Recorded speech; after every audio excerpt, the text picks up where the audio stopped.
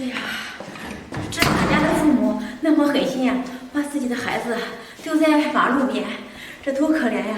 哦，不，你是不是饿了呀？我给你弄口吃的。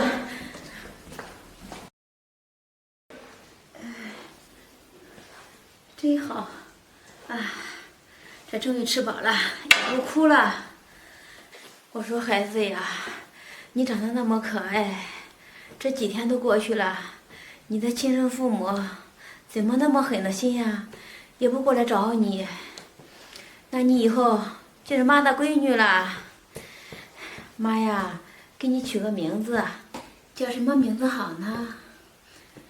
那你就叫兰兰吧，兰兰。哎，真好。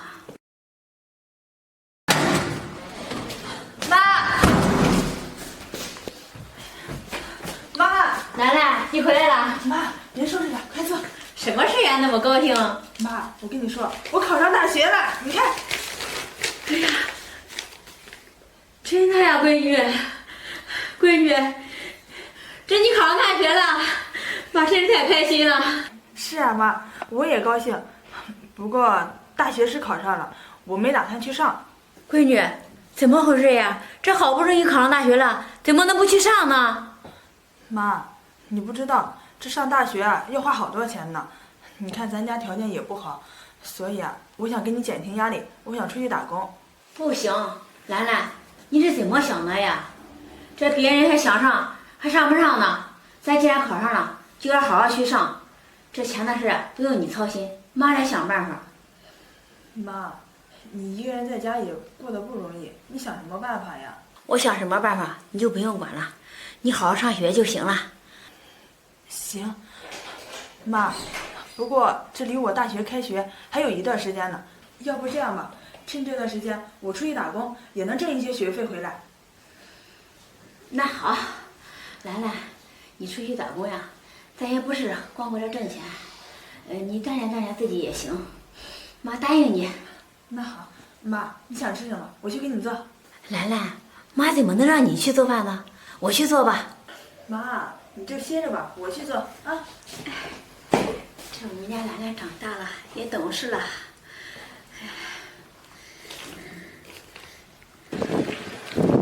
慢点，你车就不要了，这应该就是这边了吧？看你了。哎，小姑娘，我请你打听个人呗。谁呀？你说。哦，那个李翠兰家，你知道在哪吗？你说谁家？李翠兰家？她是我妈，你找她有什么事儿啊？哦，她是你妈呀？那我问一下，你还有没有其他的兄弟姐妹呀？没有，我们家只有我跟我妈2个人。哎，对了，你是谁呀？你找我妈有什么事儿吗？哦，我找你妈问一些事情。小姑娘，你今年是不是18岁啊？是啊，怎么了？真的是你啊！我是你姐呀！什么我姐？我们家就我跟我妈2个人，我哪来的姐姐啊？你听我跟你说呀，这当年咱家的条件不好，咱妈没有办法才把你给丢掉的。我今天来就是找你回去的。你胡说什么呢？现在这个妈就是我的亲妈。什么人呀？哎，她真不是你亲妈！你等等我！这人是个疯子吧？妈。兰兰，你回来了。是啊，妈，我跟你说，我刚才在外面遇到个神经病，他非得说是我的姐姐，你说哪有这样的人啊？那个女孩还说什么我不是你亲生的，你说有这样的人吗？我怎么可能不是你亲生的？谁呀？我去开门。谁呀？妹妹，怎么又是你啊？你怎么找到我家来了？我找你妈说去。哎，这人怎么这样呀？你是阿姨啊？我问一下你，你18年前是不是捡了一个小姑娘？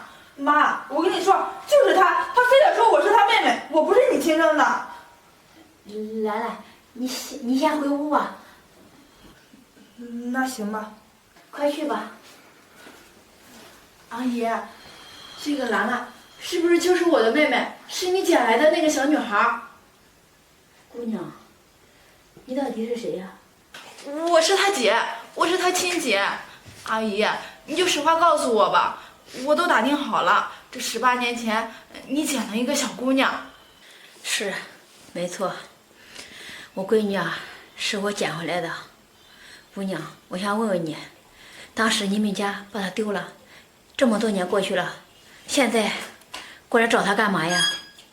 阿姨，当年我还小，我听我妈说，那一年我爸刚去世，这家里的条件不好，这我妈又生病了，这实在没有办法了，只有把我妹妹给丢了。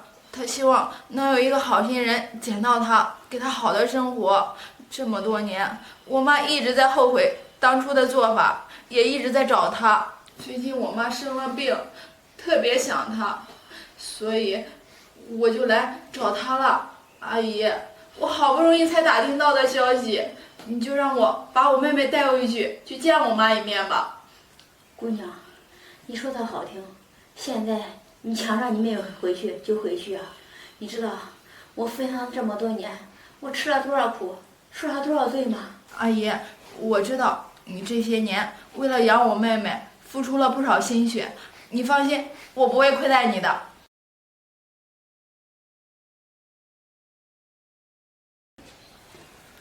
这都这么长时间了，我妈跟她说什么呢？我不放心，我得去看看。兰兰，妈，你们说什么呢？说了这么长时间。过来，兰兰。兰兰，她就是你的姐姐，要不你还是跟你的姐姐回家吧。妈，你说什么呢？就算她是我亲姐，当年我的亲生父母都已经把我给丢了，所以啊，我跟他们没有任何关系，我只有你这一个妈，我不可能走的。兰兰，你就听话吧，跟你姐回去。我不回，妈，我要待在这儿，我要陪着你。兰兰，你干嘛呢？我养了你这么多年，已经够不容易的了，你还想拖累我呀？妈，你说这话是什么意思啊？你说什么意思呀？这卡里啊，有30万，是你姐给我的。我想着这么多钱，也够我下半辈子生活的了。你就跟你姐走吧，我不想养你了。妈，你就为了这30万就不要我了是吗？兰兰，你就跟我走吧。兰兰，你说的对，我长这么大还没见过这么多钱呢，你就走吧，我不想让你再拖累我了。行，我走还不行吗？我跟你回去。哎，兰兰，阿姨，我先走了啊。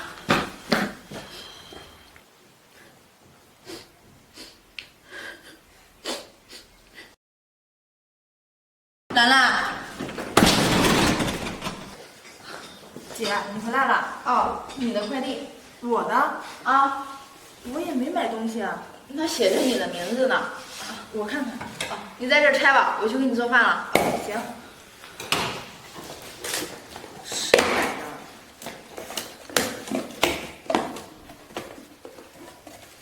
一封信，还有一张卡。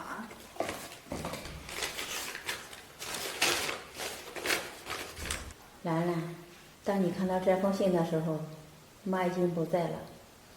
妈这样做，希望你不要怪我，我还是实在没办法呀。这你姐也跟我说了，现在你父母家的条件好，他们能给你更好的生活。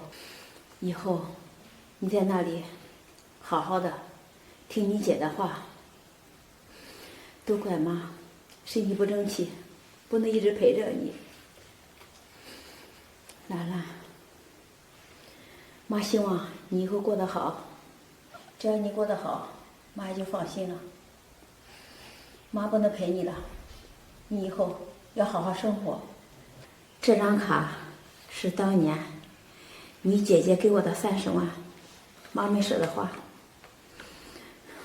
都给你留着呢，你拿着吧，以后也许你能用到。兰兰，你记住，妈永远爱你。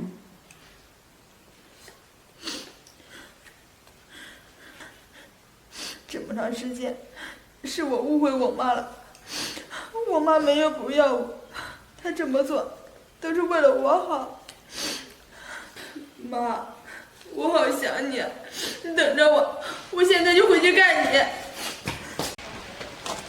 哎，婶儿，你出去啊？是呀，燕子，干嘛去了？哦，这不是天气马上越来越热了吗？我给我婆婆买了几件衣服。哦，你给你婆婆买衣服去了呀？啊，是啊。燕子，你真是个孝顺的儿媳妇呀！这你婆婆真有福气。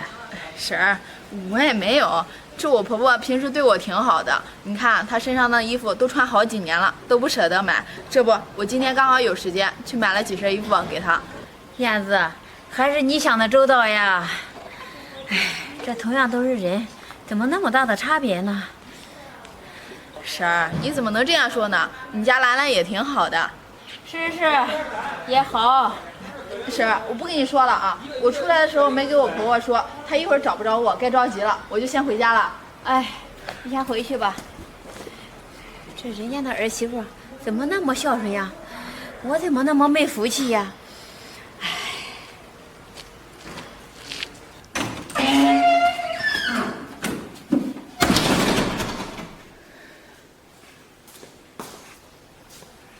兰兰，还在这玩呢，饿不饿呀？妈，你这么一说，我还真有点饿了。咱们今天中午吃什么？吃什么？我不知道。要不，妈，咱们今天中午吃排骨吧，糖醋排骨。我想好了，你去做吧。你想好了，自己做去，我不做。我做，妈，我也不会做饭呀。不会做饭，你不能学呀！你这天天看手机，这手机上什么都有，不能学做饭呀！我学啊，妈，这学起来也太麻烦了。要不这样，咱们今天中午就别在家吃了，咱们出去吃吧。说的好听，出去吃，不浪费钱吗？兰兰，你看看人家燕子，天天不是做饭就是干活。今天我碰见她了，还给她婆婆买了几件衣服呢。那你呢？同样都是儿媳妇，怎么那么大的差别呢？你不能跟人家学学呀！妈，这我也给你买过衣服呀。再说了，我只是不会做饭而已。不会做饭，从今天开始学。现在呀，做饭去。我不会呀，妈。不会去学，快去！要不你教我吧？我不教你，我也教不会你，自己去琢磨吧。那行吧。真是气死我了，什么都不想干，天天让我伺候你。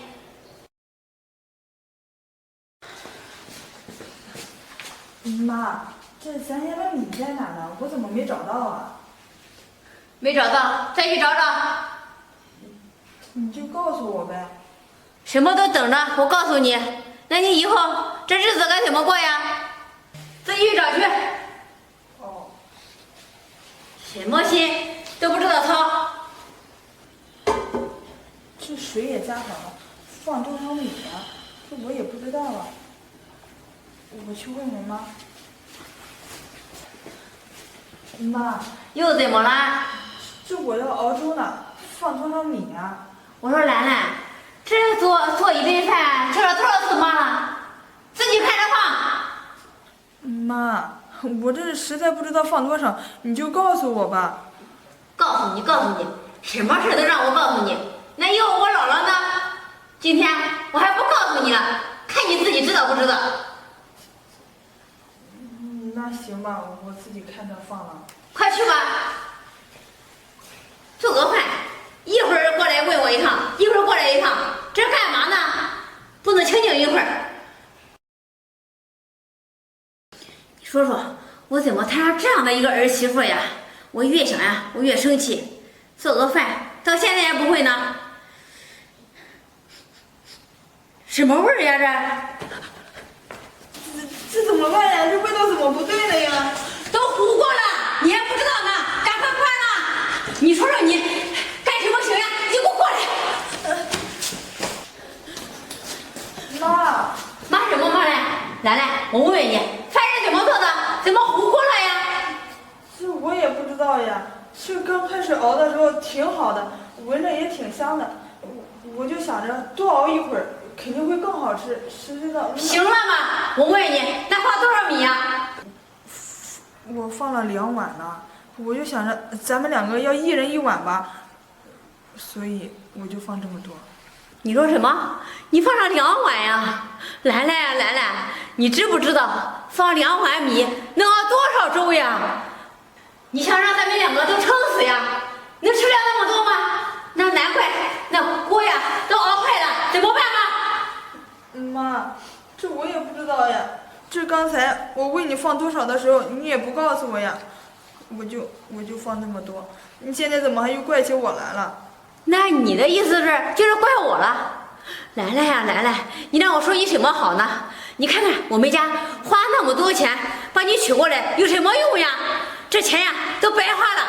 你再看人家燕子，人家婆婆同样给我花的钱一样，娶的儿媳妇又会做饭，还给她买衣服。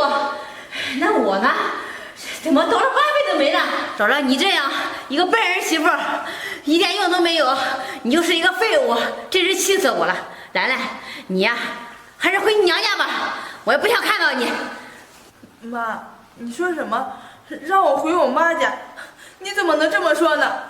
这我本来就不会做饭嘛，你也不愿意教我。你要愿意教我的话，我怎么可能会学不会呀？兰兰，在家里什么活都不会干，你理论挺多的，难怪我不教你了。我告诉你吧，我不教你，你这么笨，我教你也教不会你。你今天开始就回你娘家去，你娘家妈什么时候教会你做饭了，你什么时候回来。如果学不会做饭，你不要再回来了。你这把米啊，赶快回你娘家去，学不会做饭啊，永远不要回来。行，我走。我走还不行吗？你走怎么了？还委屈你了呀？说你2句还哭起来了，就知道哭。你什么本事呀？真是气死我了！哎，兰兰，你怎么了？嫂子，我婆婆把我给赶出来了，说让我回我妈家。为什么呀？这好端端的，她为什么赶你啊？她嫌我笨，不会做饭，还说让我回我妈家，让我妈去教我。我要是学不会，再也不让我回那个家了。什么？你婆婆怎么能这样呢？还让你回你妈家？那她不会教你啊？她不愿意教我，还说就是教也教不会，而且处处拿我跟你比，说我什么都不如你。这王婶怎么能这样呢？嫂子，我这日子是没法过了。你说小东天天在外面打工也不回来，他妈在家整天找我的事儿。我不想跟小东过了，我想跟他离婚。兰兰，你说什么傻话呢？你不能因为这点事儿就跟小东离婚啊！这样吧，你先去我家坐会儿，我去你家好好的跟你妈说说。那你能说通他吗？等我消息。兰兰，你去我家吧，我家门锁，你直接进去就行。那行，麻烦你了，嫂子。没事的，去吧。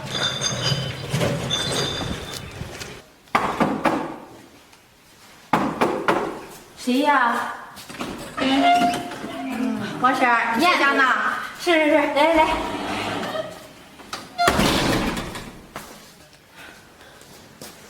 燕子，快坐啊！婶儿，这兰兰呢？兰兰呀，走了，回她娘家去了。是不是你把她给赶回娘家去了？燕子，我不是赶她，我是让她回她娘家，让她妈叫她做饭去了，在家里什么都不会干。婶儿，你怎么能这样说兰兰呢？其实兰兰也挺好的。好什么呀，燕子，她跟你没法比。你看你会做饭，还孝顺，她呢，今天我让她做了一顿饭，一下呀把我的锅呀都弄毁了。你说我生气不生气？我就说她2句，还哭起来了。婶儿，我问你，你是不是特别想要一个像我这样的儿媳妇呀？既孝顺又懂事又会做家务。那当然了，谁不想呢？说起来呀，我就羡慕你婆婆，可惜啊，我没那个福气，这羡慕呀也是白羡慕。婶儿，你可能不知道，我刚开始嫁给尊宝的时候，那也是什么都不会干，都是我婆婆一点一滴的教给我。她对我说话细声细语的，生怕声音大了把我给吓着了。是我婆婆把我当女儿一样对待，我才把她当成亲妈一样对待。婶儿，你都这个年纪了，有些道理你不应该不知道呀。这先有好婆婆，再有好儿媳。燕子，你说的我都知道，可是我们家那个兰兰跟你不一样，她特别的笨，你怎么教她都学不会。婶儿，你不能这样说。这我以前在娘家的时候，我妈也是特别宠我，什么活都不让我干。来到婆家也是一点一滴的自己学起来的。只要你有耐心，肯慢慢的教兰兰，我相信兰兰一定会学会的。这人心换人心，你对她好，她自然会对你好的。燕子，你也知道，婶儿呀，就这个急脾气，我还没有那个细声细语的教给她。哎呀，不说她了，提起她我就生气。婶儿，你的脾气得改一改。你说现兰兰这么好的儿媳妇，你上哪找呀？脾气又好，又听话又老实的，你只要好好教她，把你的脾气给压一压，我相信兰兰很快能学会的。燕子，你说的我都知道。这兰兰呀，自从来到我们家，也没给我拌过嘴，我说什么她都听什么。哎呀，这要怪呀，也就怪我急脾气，没有那个耐心去教她。婶儿，你不知道，我刚才在来的路上碰到兰兰了，她在哭呢。她说她要跟小东离婚。你说，要是因为这件事跟你儿子离了婚，这你儿子要知道了，他不得说你啊？你说什么？这兰兰要跟我们家小东离婚？哎，这燕子，这你一说，我还真知道错了。这我就是心直口快，说他来两句，他怎么能离婚呢？那可不行呀！是啊，你说现在找个儿媳妇多难呀！你家小东要是跟他离了婚，以后上哪找那么好的媳妇去啊？哎，燕子，你说的对，我不跟你说了，我现在就去追兰兰去，我好好跟她道个歉。你别急，我把兰兰给拦下了，她现在在我家等着呢。真的啊，燕子，真是太谢谢你了。这如果兰兰要是真的去她娘家了，这她娘家人可不得说我呀。婶儿，你现在知道错也不晚，以后把兰兰叫回来，你们在一起好好过日子。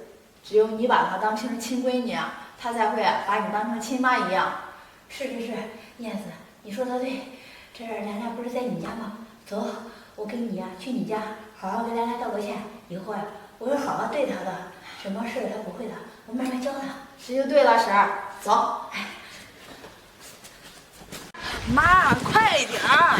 我知道，兰兰，你都打听好了吗？我都打听好了，他们家就在前面呢。你看到那栋小洋楼了没有？就是他家。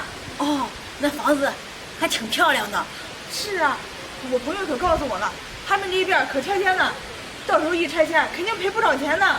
也真是的，那走吧，快走！妈，就是这家，你看多气派呀！是呀，闺女，他这个房子可真大呀，这一下要拆迁了，还赔不少钱呢。是，快敲门！妈，我跟你说，咱们两个先来了，后来硬。我知道。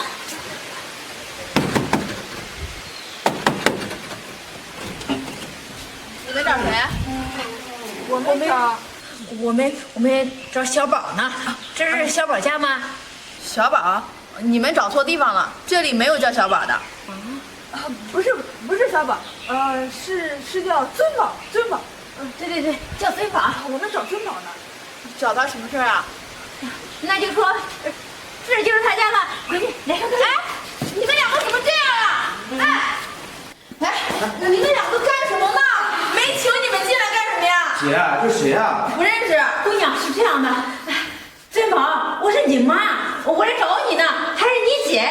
是啊，我们是你的亲人。哎，来，快坐。你胡说八道什么呢？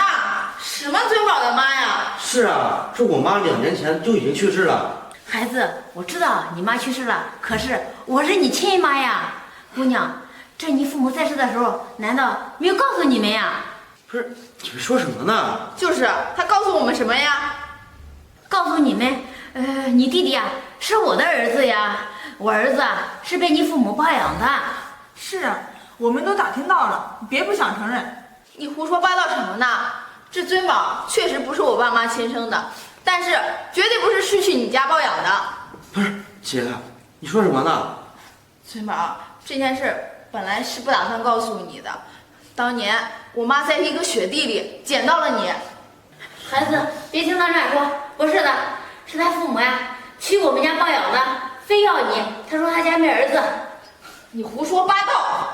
当年我妈捡到尊宝的时候，尊宝已经冻得不行了，只剩最后一口气了。是我妈跟我爸把他抱到医院里，抢救了很久，才把他的命给捡回来的。后来一检查才知道他有先天性心脏病，是不是因为这个原因，你才把他给丢掉的？姑娘，你别乱说了，儿子，别相信他的。妈告诉你吧，那个时候咱们家条件不好，妈实在没办法养起这几个孩子呀。我是怕饿到你，我就想着，这要是在家里饿死了，还不如让他给别人家，让他讨个活命呢。所以我实在没办法，我就让他父母把你抱回他家了。你别相信他的，你一定要相信妈说的话呀。是啊，尊宝，她就是咱的亲妈，她能骗你不成？你不知道，当初妈把你送给他们家的时候，妈有多伤心，每天现在睡不着觉。这些年，妈为了找你，现在都愁得病了。现在好不容易找到你了，你不知道妈有多高兴呢。是呀，孩子，你就跟妈跟你姐，咱们回家吧，咱们一家人终于团圆了。行了吧，你们两个就别在这里演戏了。你们早不过来找，晚不过来找，偏偏这个时候过来，是不是有什么目的啊？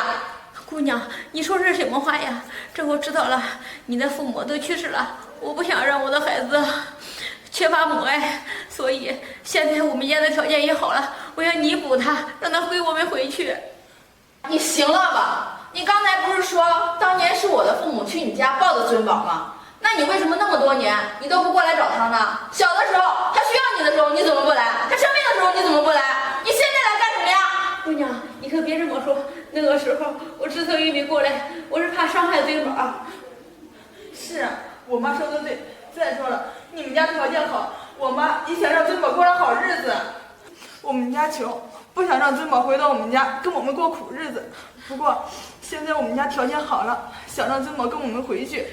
是呀，他回去了，我们得给他更好的生活。你就让他跟我们走吧。行了吧？你以为你说这些我会信吗？这我妈没走之前就告诉我，这尊宝当年就是一个弃婴。我妈这么多年也在帮他找他的亲生母亲，可是这么多年过去了，一点音讯都没有。我告诉你，现在我也不会让尊宝跟你走的。那好，既然你不让尊宝走是吧？尊宝，我就问问你，你愿意给我跟你姐一起回家吗？从我记事起，我就知道我只有这一个家，我只有我姐，我现在哪也不去。那好，你的意思是，你决定不给我们回去了？是的，你们还是走吧。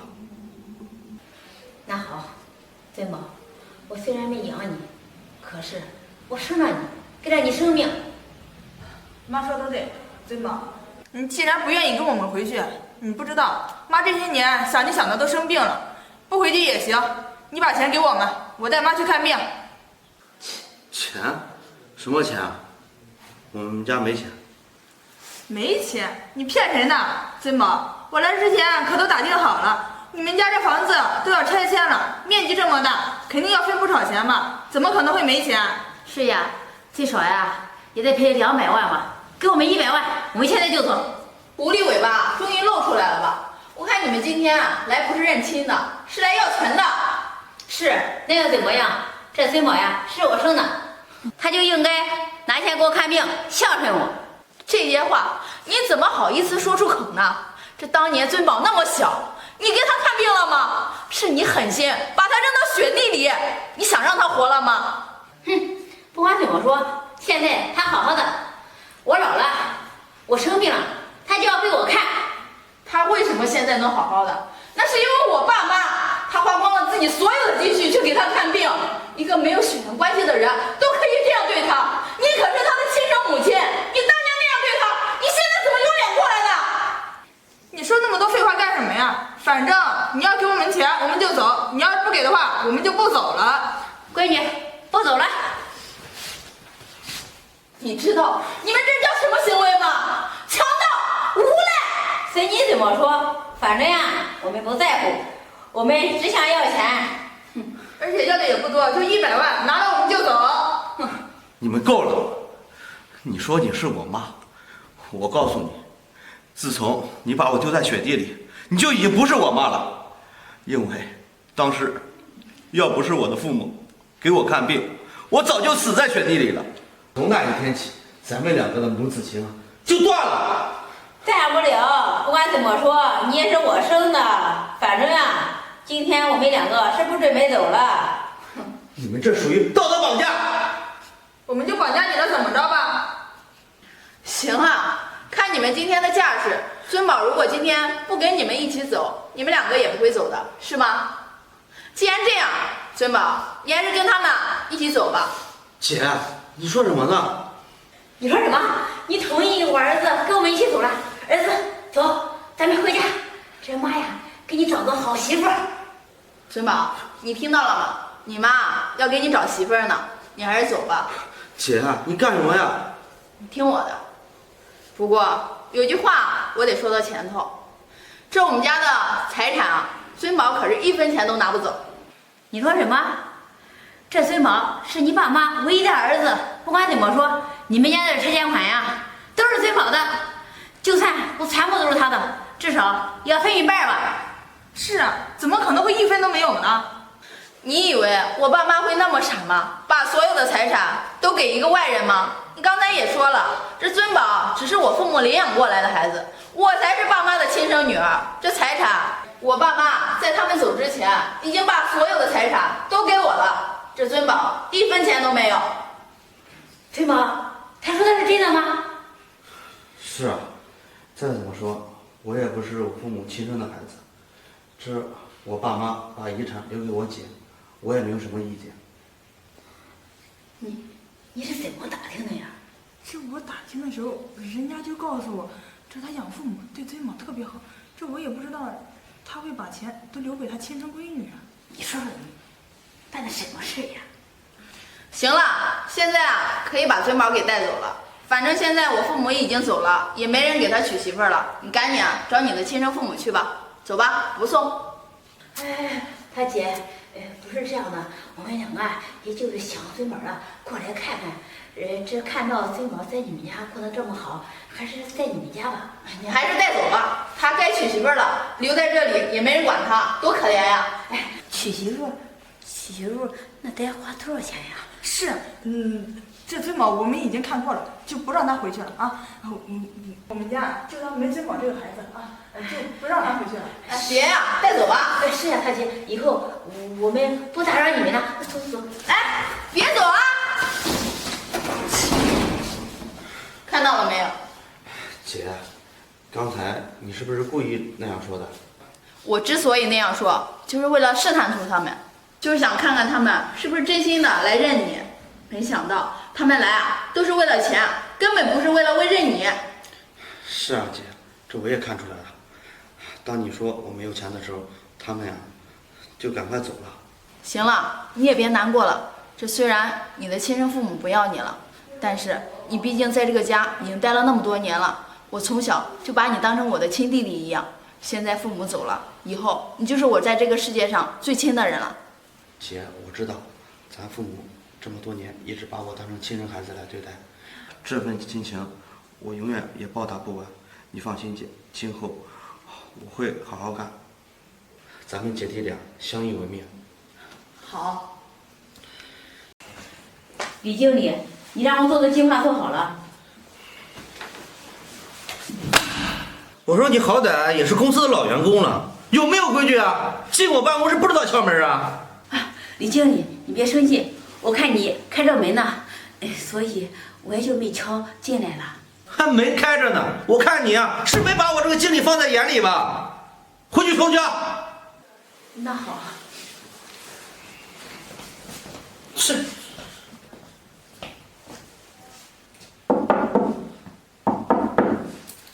进来吧。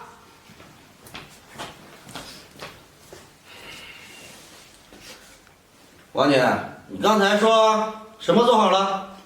你让我做的计划书，我昨天晚上加班做好了。还昨天晚上加班做好了？我让你什么时候交给我的啊？我让你昨天下班的时候交给我的，这都第2天了，你才把它给我拿过来。现在都几点了？李经理，你怎么能这样说呢？难道你忘了你把这个计划书交给我的时候都已经快下班了？我昨天晚上加班到12点才做好的，我怎么给你送呀？哟，那理由怪挺多呀。那你这样说，我还怪罪你了啊？我错怪你了，是我的错了呗？没有，我不是这个意思。还不是这个意思？不是这个意思什么意思？拿回手做。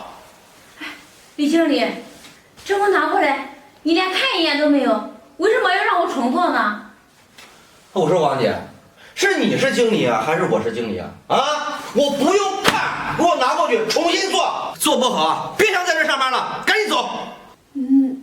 那好。还不赶快滚！站着干嘛呢？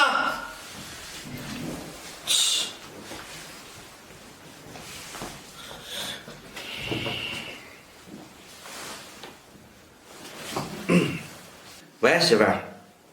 哎呀，我知道。哎，今天啊，我又找王姐的事儿呢。你放心，这段时间啊，我肯定把她从这个公司给赶出去。哎呀，我小舅子的事儿就放心吧，等他一走啊，你就让我小舅子来上班。好。哎，你现在怀孕了，照顾好自己啊。那个没事啊，别乱跑，注意安全啊。行，知道了。晚上回去啊，给你带好吃的。哎，挂了。哎呀，这老员工还想跟我斗，早着呢。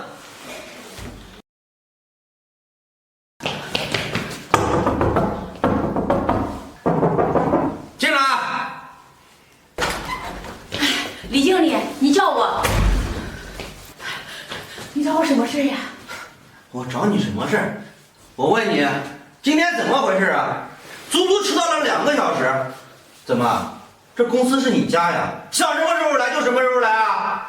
李经理，是这样的，我上班来的路上，遇到这点事，所以把这个时间给耽搁了。还遇到点事儿？你能遇到什么事儿啊？你比我这个大经理还忙吗？啊？是不是我昨天说了你2句，你心里不高兴，所以今天就迟到了，故意不来的呀？李经理，不是的，我是真的遇到事儿了。还真的遇到事儿了？你不知道你几点上班呀？啊？你不知道你工作职责是什么吗？我知道。你知道什么？你知道？遇到事了，连个电话都不会打吗？啊？是我太着急了，一时就忘了。还忘了打电话？你连1分钟时间都没有吗？哈，我看呀，你现在就仗着自己是老员工，看我没办法收拾你是不是？啊？再说了，你当时想不起来，那过去时候了，你不会给我打电话呀？行了，你呀，别再给我解释了。我看你呀，就是故意的，看我不敢把你怎么样，是不是？那好，从今天开始，收拾你的东西，给我滚蛋！李经理，你不能开除我呀！我知道错了，也都怪我自己。这想起来给你打电话的时候，我的手机没电了，都是我的错。行了吧你，还理由一套一套的，还手机没电了，你怎么不说你手机丢了呢？你以为我会信你啊？啊！以前啊，我就想开除你了，但是我没有理由。但是这一次被我抓到了，你呀，就别想在这个公司待了。李经理，就算我求你了，你再给我一次机会吧。你干什么呢？求我也没用。哼，王姐，我呀就实话告诉你吧，其实啊，我早就想开除你了。你知道为什么吗？要怪啊，就怪你自己没有后台。我们家小舅子呀，一直没有工作，给我说了好几次了，想做你这个职位。所以啊，今天啊，是你给了我这个机会。你呀，也别怪我，要怪你自己。哭什么哭啊？李经理，不管怎么说，我在公司也是老员工了，就是没有功劳也有苦劳呀。你为什么要这样对我呀？你把我开除了，我这一家老小该怎么办呀？你没一家老小，关我什么事儿啊？行了，别在这哭哭啼啼的了，我是不会心软的。赶紧走吧，拿着你东西，赶紧滚蛋！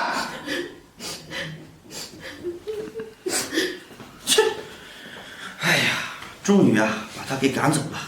这下好了，给我老婆打电话，让他弟弟啊来我公司上班。喂，兰兰，告诉你个好消息。珍宝，你先别说了，我现在在医院呢，你先过来吧。什么？你怎么去医院了？你没事吧？他还有孩子，孩子没事吧？我没事，你先过来吧。哦，行，那我现在就过去。哎呀，这怎么回事啊？兰兰，你没事吧？你这是怎么了呀？我没事，珍宝。我今天早上出门的时候啊，走着走着，突然就头晕了，然后就倒下了。幸好啊，有一个好心的大姐，她救了我，然后啊，她就把我送到医院来了。哎呦，兰兰，你可吓坏我了！哎呀，幸亏你和孩子没事，要是万一有个三长两短，这可怎么办呀？哎呀，这还真得感谢那位大姐。是啊，那个大姐人很好。当时我倒下的时候啊，好多人路过了，可是没有人愿意帮助我，只有那个大姐，不仅帮我，还把我送到医院来了。是啊，这真是遇到好人了。珍宝，咱们呀一定要好好感谢她。啊，对，一定要好好感谢她。可是你知道她是谁吗？虽然我不知道她是谁啊，可是她走的时候，我让她留了联系方式。啊，这样是她的电话。啊，那好，我呀给她打电话，好好感谢她。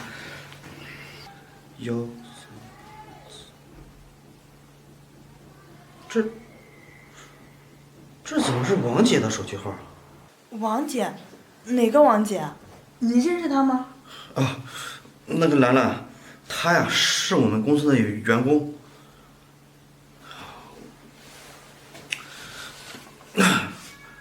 喂。李经理，怎么了？啊，王姐，还真是你啊！那个王姐，我想问一下，那个你今天早上是为什么迟到呀？李经理，是这样的，我上班的时候，路上碰见一个孕妇，她晕倒了，我看她身边也没有人，所以我就扶她送医院了。李经理，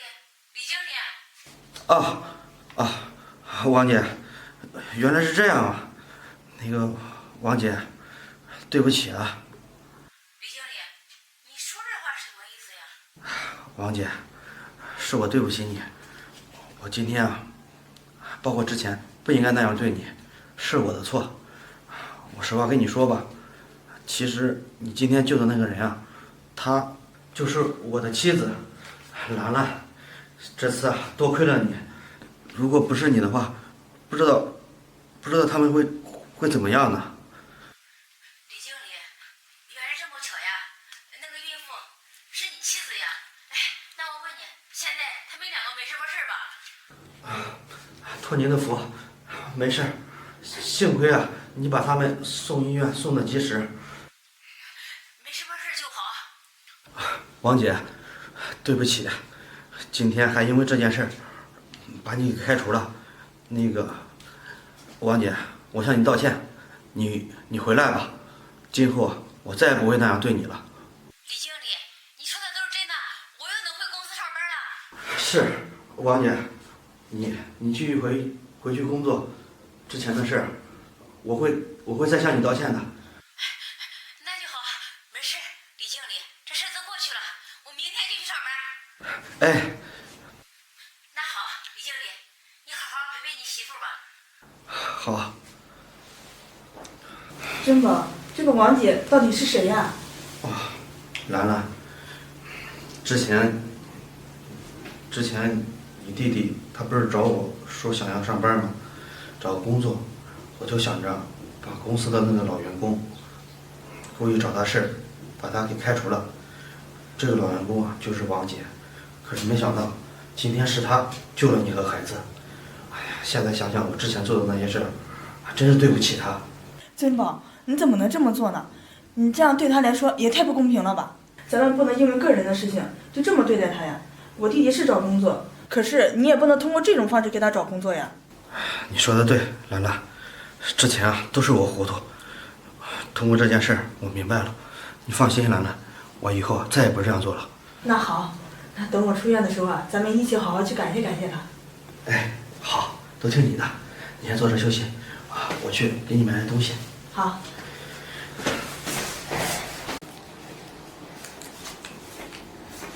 兰兰，今天想吃什么饭呀？妈给你做。妈，我今天就不在家吃饭了。什么？不在家吃饭了？干嘛去啊？能干嘛去？当然是约会了。什么？约会？闺女，你交男朋友了？是啊，妈，这一次我找到这个男朋友可有钱了，他都告诉我了，他们家开着公司，他还是个董事长呢。哎呀，闺女，真的呀？那真是太好了。是啊，以后嫁给他不就衣食无忧了？那钱我不想怎么花就怎么花呀。那是，闺女，妈告诉你，你可要跟他好好相处，把握好这次机会。那当然了，妈，这倒给的鸭子我可不能让它给飞了。那行，闺女，妈告诉你，你可要趁早，给他提结婚的事儿。妈，这么着急啊？闺女，你好好想一想，只有跟他结了婚，这个事儿才能定下来。要是不结婚也行，要不你先给他把证领了，这样的话，咱就吃下定心丸了。妈，你说的对，这次约会啊，我就跟他提结婚的事儿。那好，闺女，你赶快去吧，别误了时间。好，妈，我现在就去。真是太好了，这我闺女啊，交了一个有钱的男朋友，这下以后我们家的日子就好过了。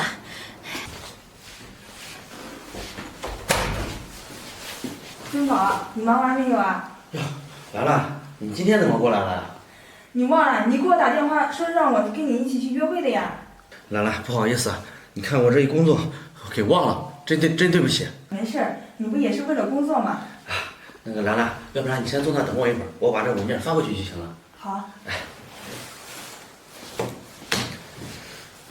兰兰，不好意思啊，我公司附近刚开了一家那个新的牛排店，他们家的味道可好吃了，一会儿我带你去尝尝。好啊，尊宝，还是你比较了解我，知道我喜欢吃什么。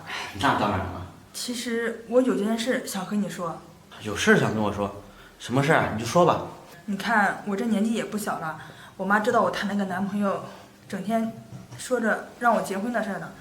你说咱们结婚的事儿是不是该提上日程了？结婚？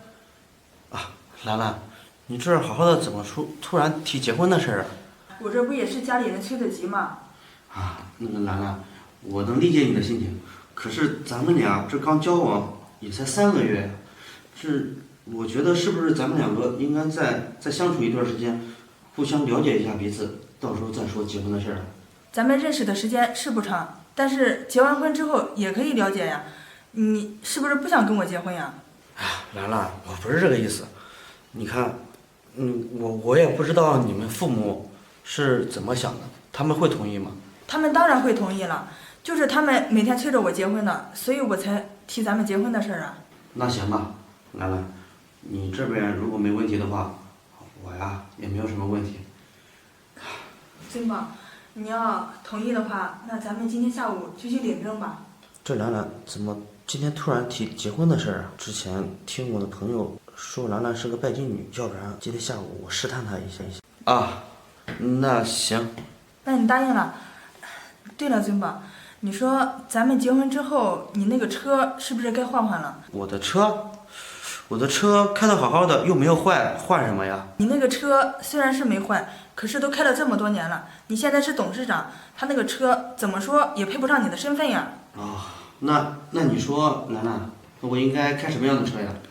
那怎么说，你这样的身份也得配个宝马、奔驰什么的吧？那行，兰兰，只要你开心就好。这样吧，咱们先去吃饭，要不然吃完饭之后，咱们就去买车，然后去领结婚证。行。那好，就按你说的办。咱们赶紧走吧。走。尊宝，咱们这刚买完车，还没去领结婚证呢，你怎么着急忙慌的就回来了？兰兰，这公司里突然给我打电话说有事呢。既然已经到公司了，我去问问到底出了什么事。走吧。走吧。哎，董事长，你终于来了。小东，怎么了？董事长，出事了。出事了？对。怎么了？那个小东，来，咱们去这边说。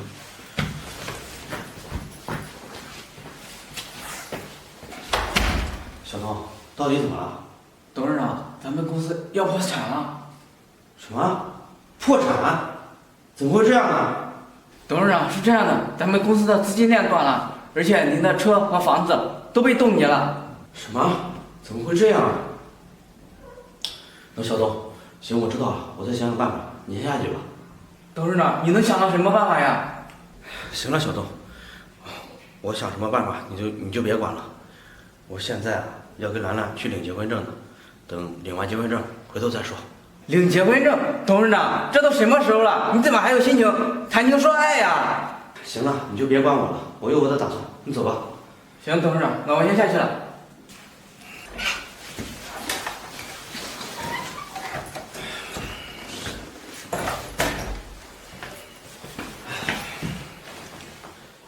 那个兰兰，这个公司的事情处理好了，走，咱们去领证吧。